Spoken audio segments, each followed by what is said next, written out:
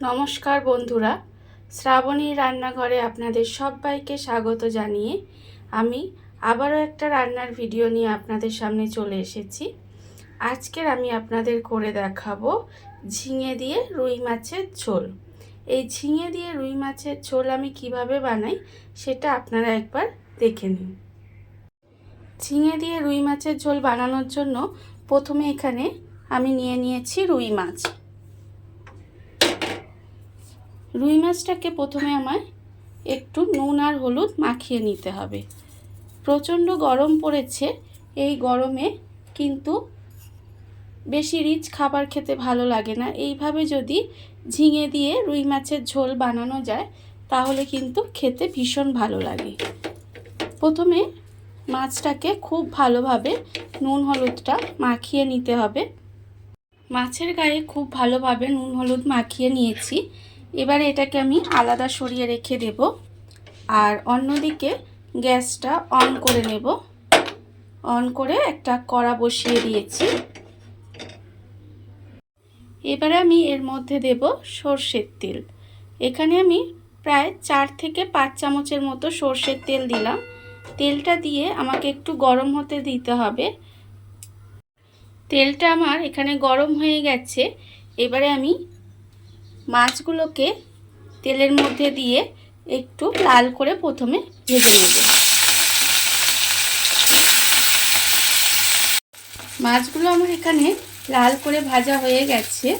এইবারে মাছগুলোকে আমি এখানে আলাদা করে তুলে রেখে দেব।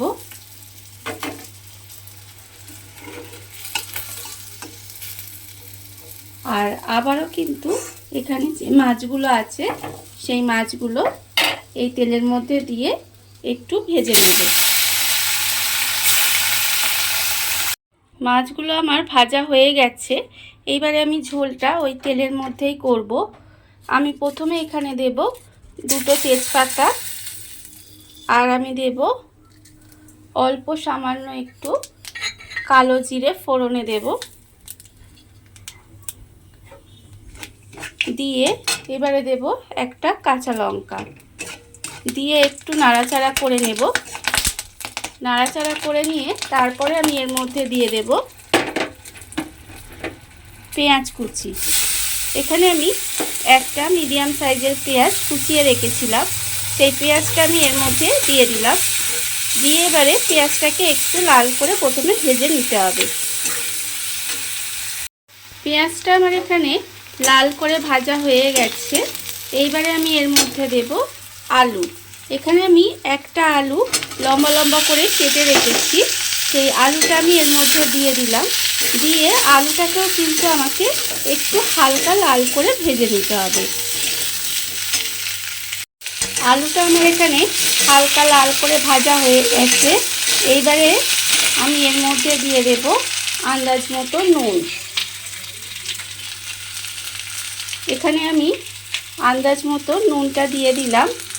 আর আরেকটা মশলা আমি তৈরি করব, তার জন্য আমি এখানে দিয়েছি 1/2 চামচ মতো হলুদ গুঁড়ো আর আমি দেব 1/4 চামচ মতো লঙ্কার গুঁড়ো আর দেব 1/2 চামচ মতো জিরের গুঁড়ো। দিয়ে এবারে আমি এর মধ্যে দেব অল্প একটু জল। অল্প একটু জল আমি এর মধ্যে দিলাম। দিয়ে এবার এটা আমাকে গুলে নিতে হবে। গুলে নিয়ে তারপরে আমি এটা ঢেলে দেবো আলুর মধ্যে। দিয়ে মশলাটাকে এবারে আমাকে খুব ভালোভাবে কিন্তু কষিয়ে নিতে হবে। এই ঝোলটা বানাতে আমি কিন্তু খুব বেশি মশলা ব্যবহার করব না, কিন্তু মশলা ব্যবহার করছি না বলে যে খেতে খারাপ হবে সেটা কিন্তু নয়। এটা খেতে ভীষণ ভালো হয়। আর গরমে, এই প্রচণ্ড গরমে তো এটা ভীষণ উপকার। এইভাবে মশলাটাকে কিন্তু আমাকে প্রথমে একটু কষিয়ে নিতে হবে। সমস্ত গুঁড়ো মশলাগুলো দিয়ে খুব ভালোভাবে কষিয়ে নিয়েছি।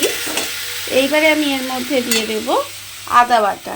এখানে আমি 1 চামচ পরিমাণে আদা বাটা রেখেছি, সেই আদা বাটাটা আমি এর মধ্যে দিয়ে দিলাম। দিয়ে আবারও একটু কিন্তু খুব ভালোভাবে কষিয়ে নিতে হবে। আর এই সময় আমি এর ওপর থেকে দিয়ে দেব ঝিঙে। ঝিঙে এখানে লম্বা লম্বা করে কেটে রেখেছি, সেই ঝিঙেগুলো কিন্তু আমি এর উপরে দিয়ে দিলাম। ঝিঙেটা লাস্টে দিলাম, তার কারণ ঝিঙেটা কিন্তু গলে যায়, সেই জন্য আমি লাস্টে ঝিঙেটা এর মধ্যে দিলাম। ঝিঙে দিয়ে আবারও একটু মশলার সঙ্গে খুব ভালোভাবে কষিয়ে নিতে হবে। ঝিঙেটা দিয়ে আমি একটু ভালোভাবে কষিয়ে নিয়েছি। এইবারে আমি এর মধ্যে দিয়ে দেব জল। এখানে আমার আলুটা সেদ্ধ হবে সেরকম বুঝে কিন্তু জলটা দিতে হবে, আর একটু ঝোলও থাকবে সেই বুঝে কিন্তু আমি একটু বেশি জলটা দিলাম। আর আমি এর মধ্যে দেব দুটো চেরা কাঁচা লঙ্কা দিয়ে গ্যাসটা কমিয়ে ঢাকা দিয়ে কিছুক্ষণ রান্না হতে দিতে হবে, যতক্ষণ না আলুটা সেদ্ধ হয়ে যায় বা ঝিঙেটাও খুব ভালোভাবে সেদ্ধ হয়ে যায়। ঢাকা দিয়ে আমি কিছুক্ষণ রান্না করে নিয়েছি, এর ফলে আলুগুলো আমার খুব ভালোভাবে সেদ্ধ হয়ে গেছে, সবজিও সেদ্ধ হয়ে গেছে। এইবারে আমি যে মাছগুলো এখানে ভেজে রেখেছিলাম সেই মাছগুলো এর মধ্যে দিয়ে দেব। দিয়ে মাছগুলো একটু উল্টে পাল্টে দিয়ে আবারও কিন্তু কিছুক্ষণ এইভাবে ফুটিয়ে নিতে হবে। ভাজা মাছগুলো দিয়ে আমি বেশ কিছুক্ষণ 5 থেকে 7 মিনিট একটু ফুটিয়ে নিয়েছি। ফুটিয়ে নেওয়ার ফলে কিন্তু ঝিঙে দিয়ে আমার রুই মাছের ঝোল রেডি হয়ে গেছে। গরমের পক্ষে অল্প তেল মশলায় সুস্বাদু মাছের ঝোল তৈরি। দেখুন বন্ধুরা, বাড়িতে থাকা অল্প তেল মশলায় কত সুন্দর একটা ঝিঙে দিয়ে রুই মাছের ঝোল রেডি হয়ে গেছে। আপনারা দেখতেই পেলেন, এটা গরমের পক্ষে যেমন স্বাস্থ্যকর আর তেমনই কিন্তু ভীষণ সুস্বাদু। আর এই ভিডিওটা যদি আপনাদের ভালো লেগে থাকে তাহলে লাইক করবেন, কমেন্ট করবেন আর সাবস্ক্রাইব করবেন আমার চ্যানেলকে। আজ এই পর্যন্ত, নমস্কার।